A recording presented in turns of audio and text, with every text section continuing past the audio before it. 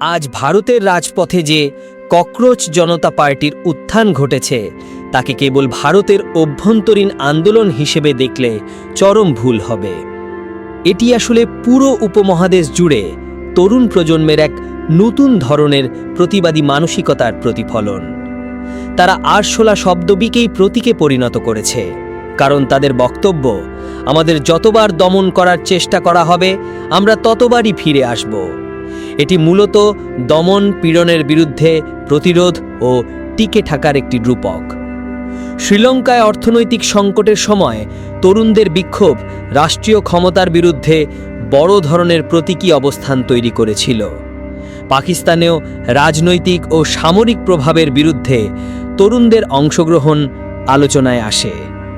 বাংলাদেশ সহ দক্ষিণ এশিয়ার বিভিন্ন দেশে নতুন প্রজন্ম সামাজিক যোগাযোগ মাধ্যম ও প্রযুক্তিকে ব্যবহার করে নিজেদের মত প্রকাশ করছে। ভারতেও বর্তমানে তরুণদের একটি অংশ দুর্নীতি, রাজনৈতিক বিভাজন, গণমাধ্যমের ভূমিকা এবং সাংবিধানিক অধিকার নিয়ে সরব হচ্ছে। তাদের আন্দোলনের বড় বৈশিষ্ট্য হল এটি অনেক ক্ষেত্রে বিকেন্দ্রীভূত, প্রযুক্তি নির্ভর এবং দ্রুত সংগঠিত হতে সক্ষম।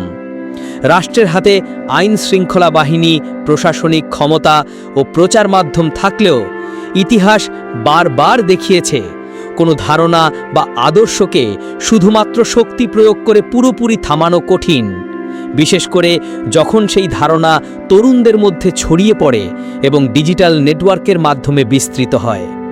বর্তমান সময়ের এই তরুণ প্রজন্ম নিজেদের শুধু দর্শক হিসেবে দেখতে চায় না, তারা রাজনৈতিক, সামাজিক ও অর্থনৈতিক প্রশ্নে অংশ নিতে চায়। এই কারণেই দক্ষিণ এশিয়ার বিভিন্ন দেশে নতুন ধরনের নাগরিক সচেতনতা ও প্রতিবাদের ভাষা তৈরি হচ্ছে। তবে যে কোনো আন্দোলনের ক্ষেত্রে শান্তিপূর্ণ অংশগ্রহণ, পারস্পরিক সম্মান এবং সহিংসতা এড়িয়ে চলা গুরুত্বপূর্ণ, কারণ দীর্ঘমেয়াদী পরিবর্তন টেকসই হয় তখনই যখন তা গঠনমূলক সংলাপ ও সচেতন নাগরিক অংশগ্রহণের মাধ্যমে এগিয়ে যায়।